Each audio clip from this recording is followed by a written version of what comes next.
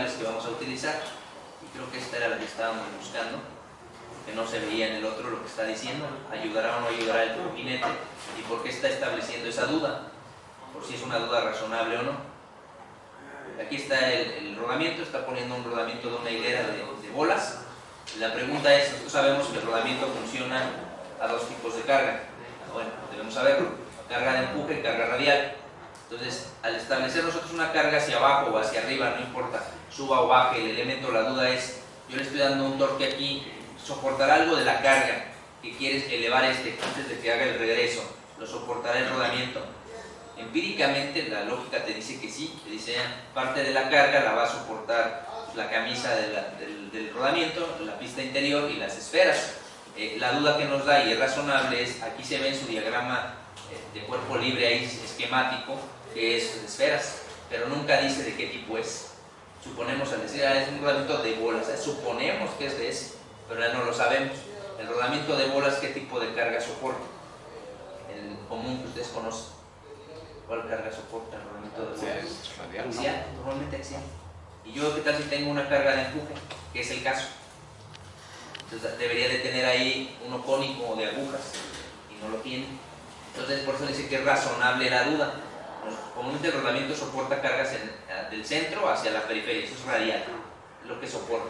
Pero así como lo está dibujando él aquí, porque su tornillo de potencia deberían de ser aquí un elemento que no sean esferas. Hablo del rodamiento que va a permitir que la tuerca suba o baje con respecto a su propia camisa, no cuando lo contienes dentro de la misma rosca, no es lo mismo.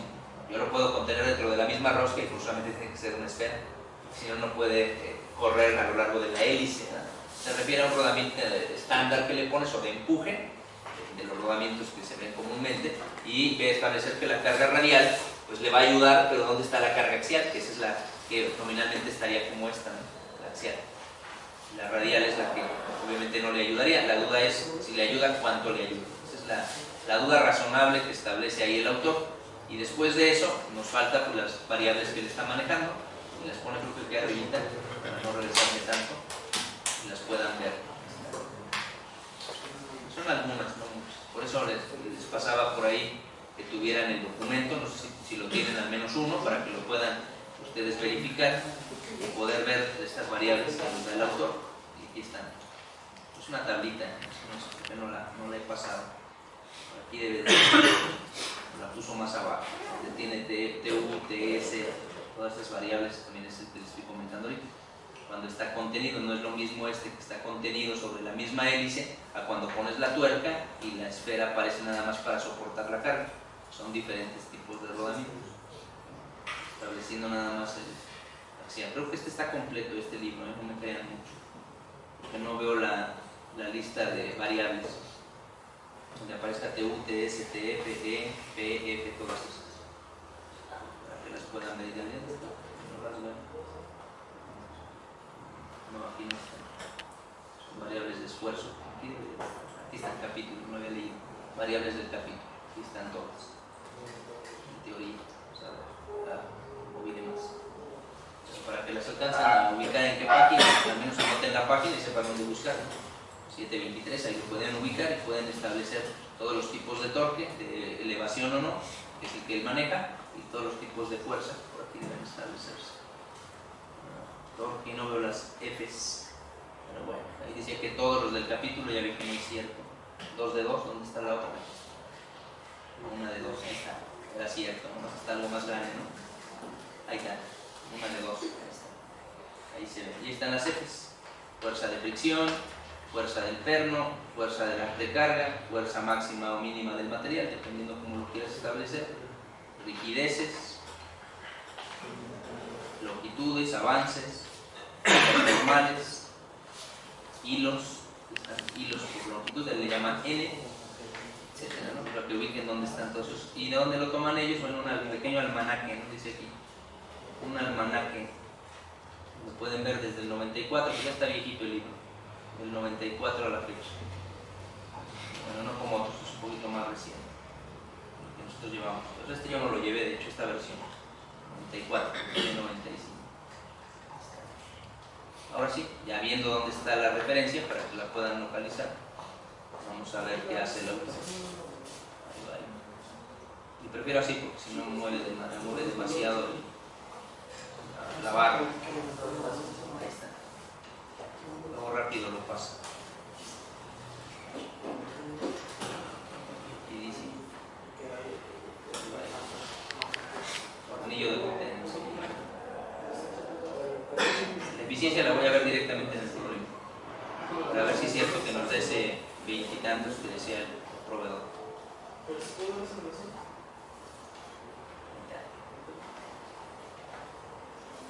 Hasta esta partida. Ahora sí, voy a sumar los torques. Quería que vieran dónde saca él sus definiciones. Es el almanaque y su tabla, son dos tablas de referencia.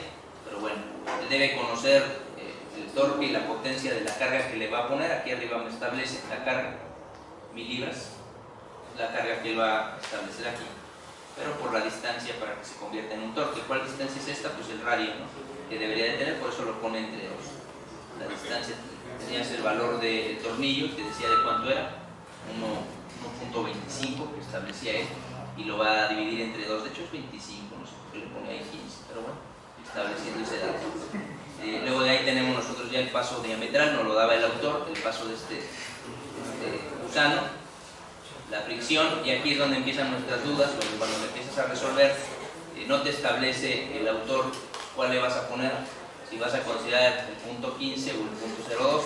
Por eso dice que lo separa, para no confundirse. Primero va a calcular lo que ocurre en la tuerca o el gusano y la tuerca, y después lo que establece el collarín o el rodamiento, para que no te confundas en la fórmula. Eso es lo que establece él aquí. Pues el mío que pone aquí el primero va a ser el de el tornillo con su tuerca, sin el rodamiento. Es el que pone aquí, esta parte se ve. Lo demás son diámetros, la longitud de avance a la que va a estar dando la vuelta. El autor nos decía que iba a establecer ¿cuántos grados dijimos? 3 punto y fracción grados por cada desplazamiento. Hay que aplicar ahí trigonometría para poder calcularlo. Él directamente nos pone ya la fórmula, la establece del diagrama de cuerpo libre, que nosotros vemos aquí arriba. A ver si me pasa aquí con el curso de marquero, pero lo hace de esta ecuación que ya lo habíamos visto en vista lateral, en isométrico, pero él está estableciendo una relación de un triángulo aquí, ¿no? El avance, que es el cateto, con respecto al ángulo lambda, y para obtener pues cuánto se va a desplazar, si lo quisieras poner con respecto a la horizontal, pues lo harías con el coseno de este ángulo afectado por la hipotenusa. Es como lo harías. Si quisieras saber cuánto se desplazó con respecto al plano inclinado, pues tendrías que establecerlo en función de la hipotenusa, de la n, es decir, tendrías que conocer o el opuesto o el adyacente, L, o el valor de pi por dp, ¿no?, que está ahí. Si lo vas a hacer de esa manera. Y es lo que él establece con respecto a la hélice. Por eso utiliza pi por dp, su valor. Me regreso aquí. Esto es el diagrama que él está utilizando para poner trigonometría, nomás para que lo validaras, ¿no?, de dónde obtiene eso. Lo que quiere saber es cuánto avanza, y es esta parte. Entonces no me dejan comentarlo, pero es esto, lo estoy señalando, ¿no? Su fórmula dice que lo demás simplemente lo sustituye igual que arriba, y ahora sí la parte que él dice que separó, ¿no?, la parte que corresponde al collarín, y aquí aparece ya, o debe aparecer la fricción que él calcula para el collarín, o debería ser la del collarín, por el valor que tiene de carga, por el radio, porque es, al fin y al cabo, es un torque. Digo establece porque no sé si observas que aunque dice mu c, que no lo puedo subrayar, pero a pesar de que dice mu c aquí y aquí dice mu, él está utilizando el mismo valor. No sé si lo alcanzas a ver, está muy pequeñito, punto 15 en ambos. Digo que a veces los autores no les creas tanto. Debería de ser el del collarín, y es el punto 02, este punto 02 acá abajo. No sé si se alcanzaba a ver ahí su cálculo. Mu de c, coeficiente del collarín. Pues cuando él sustituye aquí, él debió usar aquí .02. No es el mismo mu que está acá arriba. Pero bueno, hay que mandar la corrección para que nos manden nuestro libro. Pero bueno, separa el fenómeno y sustituye, ¿no? Es un pequeño error ahí, pues, del autor, no hay problema. Tú lo posicionas ahí y lo calculas. ¿Y qué obtienes? Pues el torque necesario para poder hacer que el objeto levante la carga. Con la pequeña variación que te dé aquí se va a hacer más pequeño todo este valor. Entonces quizá el torque va a ser un poco menor, quizá no te da 250, te da 240. No es tan importante. Bueno, si rebasa el 10% entonces sí preocupa, pero si no, está bien su análisis. sigo teniendo la duda siempre de dónde obtuvo esto, la realidad, para que esto sea cierto. Habría que ir a hacer el experimento, a ver si es cierto que sube esa carga con un motor de esa velocidad, con ese torque. Lo podríamos hacer ya en el programita, ¿no? Esa es la primera parte. La segunda parte que él hace, que le llama 3, porque la primera fue su premisa, es aplicar las fórmulas ahora para bajar. Es prácticamente lo mismo en cuanto a la fórmula, la forma que tiene. El único dato adicional que tendríamos que considerar nosotros es el signo con el que estás aplicando la fuerza. Entonces simplemente aplicas la fórmula cambiando algunos signos ahí y obtienes el torque de retroceso. La teoría nos dice, si me regreso al anterior, el sentido común, que debería de ser inferior, vamos a ver si es cierto, se alcanza a ver ahí, 250 y tantos contra 180, pues le debe de ayudar, debe ser menos el torque que necesito para que baje que para que suba. Considerando una sola hélice, no tiene dos gusanos ahí, una sola hélice, ¿no? Ya cuando tenga dos hélices ahí en el sinfín, pues cambia la cuestión, ¿no? Pero ahí suponiendo una sola hélice y suena coherente, le da menor torque para poder hacer la bajada del material. Hasta ahí es la primera parte de su cálculo. La segunda es la eficiencia, que él le llama E, y es una razón de proporción entre el torque y lo que se va a mover el objeto. No se alcanza a ver aquí, pues el torque, ahora sí me dejó, y esto es lo que el objeto se va a mover con ese torque. 2 pips es una vuelta, ¿no? Con ese torque. La fórmula está considerada de acuerdo a la geometría. Hay una fórmula diferente para diferentes geometrías. Para acme y cuadradas, pues es válida esa formulita. Entonces sustituye, ahí directamente le dice el efecto de la eficiencia. Multiplica esta por 100 y más o menos da con lo que decía el autor, ¿no? El autor decía que era un 20 y tantos % de eficiencia y que daba el proveedor. Entonces esta fórmula, si el autor te la da, no la ocupa realmente, la fórmula 26. Y el que dice aquí combinados, básicamente es la carga que yo tengo, el coeficiente de fricción del puro collarín, y este sería el torque que yo necesito para elevar. Decía, queremos saber si le va a ayudar el collarín. Pues para eso lo que hace es poner el fenómeno de la fricción, el collarín, y poner el torque que tú calculaste. Ya te dice cuál es el valor de tu eficiencia, 13%, lo que tendrías de eficiencia. La pregunta es, bueno, ¿le ayuda o no le ayuda? Si tiene 26 con el puro tornillo y cuando lo hago con el collarín tiene un 13%. En teoría, ¿verdad? ¿Dónde sacó ese punto 0,2? Pero bueno, aquí le pone el punto 2. En teoría diríamos que está aumentando prácticamente la mitad de lo que estaba teniendo de eficiencia. Entonces le está ayudando. Y digo en teoría porque volvemos a lo mismo, nunca me dijo qué tipo de rodamiento es. Si a mí me dice ese rodamiento va a cargar radialmente, no es cierto que le va a ayudar. Si carga axialmente, pues le ayuda a ese 13% más. Ya tendríamos un 39%, un 40% de eficiencia. Es mejor que lo que nos daba el proveedor. El proveedor solo te vende el tornillo, por eso él da la eficiencia del tornillo. Pero aquí está estableciendo, le pongo un rodamiento y le ayudará. Pues podría ser, siempre y cuando el tornillo esté orientado de manera que la carga del rodamiento le ayude. Si no, no. Esa sería la premisa que un servidor podría hacer. Ahora calcular, dime. Pero ¿cómo sabes de que cuál es más eficiente que otro? ¿El que tenga menor valor? ¿A qué te refieres? O sea, dice que la eficiencia del tornillo y después la eficiencia para ambos combinados. Él supone, de hecho está mal esta traducción, yo no le pondría combinados, yo pondría del tornillo y del collarín, combinados es la suma de ambos, porque aquí no aparece en ningún lado el valor de la eficiencia del anterior, aparece el torque que necesita para elevarlo, por eso él supone que es de ambos, dice ok, para elevar el tornillo con la carga, ambos el tornillo y la carga, necesito 253 de torque, entonces ya a ese le afecto por la eficiencia de mi rodamiento y tengo la eficiencia de ambos. Yo digo que no es cierto, tienes el fenómeno del efecto de ambos, pero la eficiencia es solo del rodamiento, la eficiencia del tornillo está arriba, 26%, yo lo sumaría, pero siempre y cuando, yo pondría esa premisa, 26 más 13, siempre y cuando el rodamiento cargue de manera vertical. No lo dice nunca, no sabemos, así como me lo dice, no le creo. Tiene que aparecer un rodamiento que cargue de esa manera, carga realmente no le ayuda en nada. Solito va a bajar, lo único que cargaría es si yo tuviera el tornillo, lo estuviera rotando y del otro lado lo sujetara. No le impido, lo amarro para que no gire. Entonces cuando hagas esas cargas, esa carga la va a soportar el rodamiento. Cuando se empiece a torcer esas cargas radiales, esas sí las va a soportar un rodamiento normal. Pero las axiales no todos los rodamientos las cargan. Es sujeto a discusión. porque yo no estoy de acuerdo ahí con el autor, pero bueno, nos sirve didácticamente porque te da oportunidad de ver cómo lo calculas. Si no, sería un prontuario, agárrate el JIC, el librito, y te dice, mira, así. No, muchas cosas son premisas del autor, por eso es que no todo es, usa la fórmula, sustituye y ya estuvo. Tienes tú que hacer suposiciones y ver hasta qué punto es cierto. Hasta ahorita parece factible lo anterior a esto, porque le da un valor mayor a elevar que a bajar, y coincide con la teoría experimental que se ha hecho, que dice que cuando usas una rosca ACME, efectivamente es más fácil para entonces hacer la bajada, y luego al rato te va a decir, sí, pero el ACME tiene que tener tal ángulo de inclinación, y eso es experimental, y si rebasas tal ángulo se va a bloquear, y de ahí lo determinan ellos. Entonces hasta ahorita pues, son 9.40, esto es lo que queda a suposición de ustedes, a sus consideraciones, el 26 y el 13%, hasta ahí.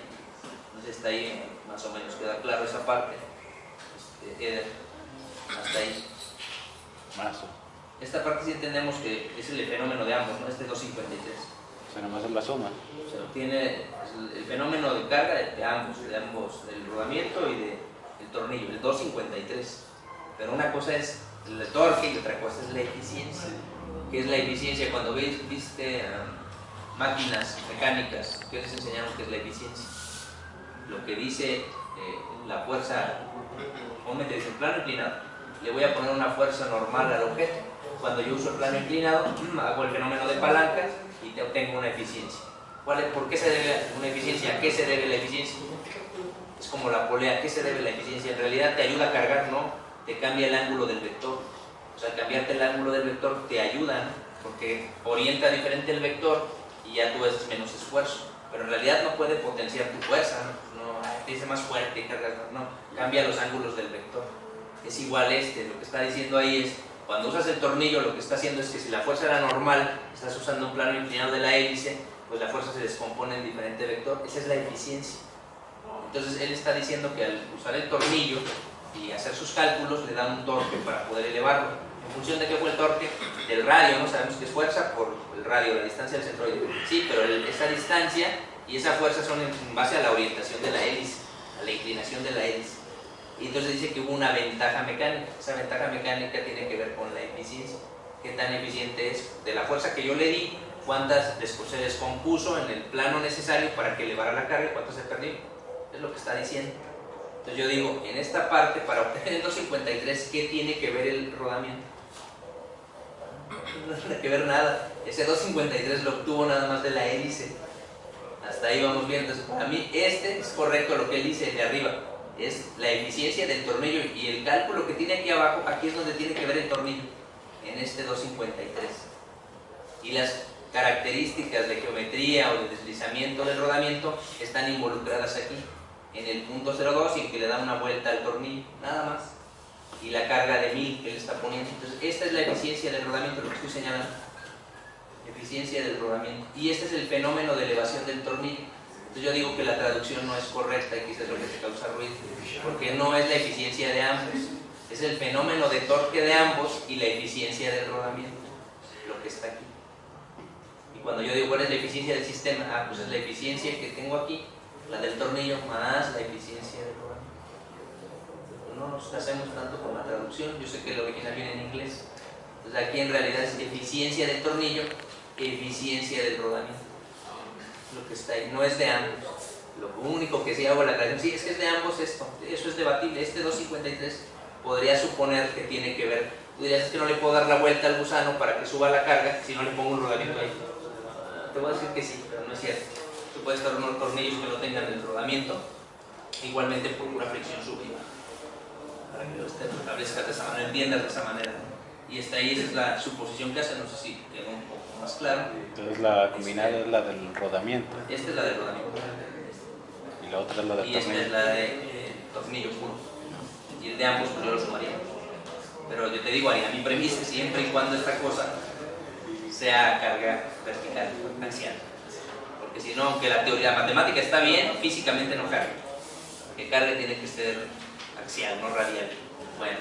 Y el último punto que nos menciona aquí el autor, no pretendo acabarlo todo ahorita, es que tiene que recalcularlo. Dice, bueno, voy a recalcular. ¿Por qué recalcula aquí él?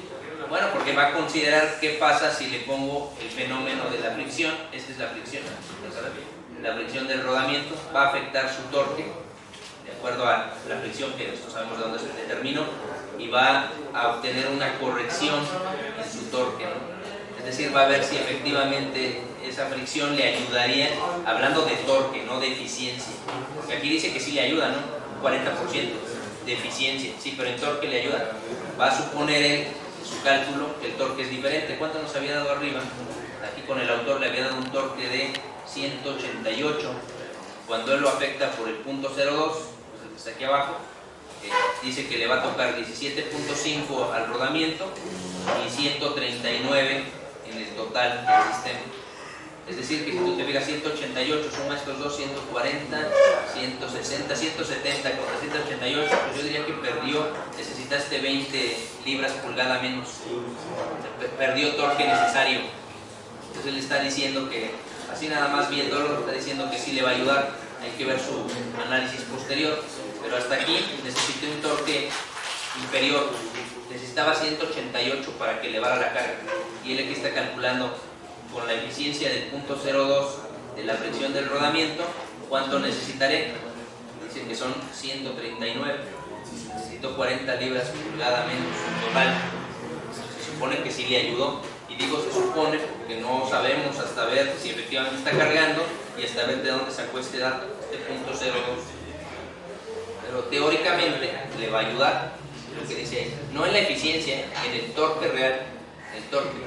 Pero te digo que todo eso no te puede conflictuar tanto como ingeniero. ¿Por qué? Porque tú no vas a calcular algo así y decir, pues pon un motor que te dé un motor reductor, asígnalo ahí a tu tornillo de potencia y ponle ese torque por la velocidad, por 100 RPM, entonces está tanto short power.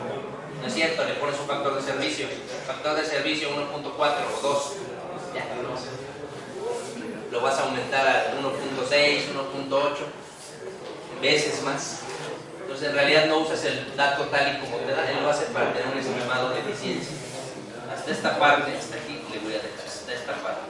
Y aquí lo retomamos, ya para terminar esta parte. Ya nos falta la eficiencia y luego se saca de la manga una arandela.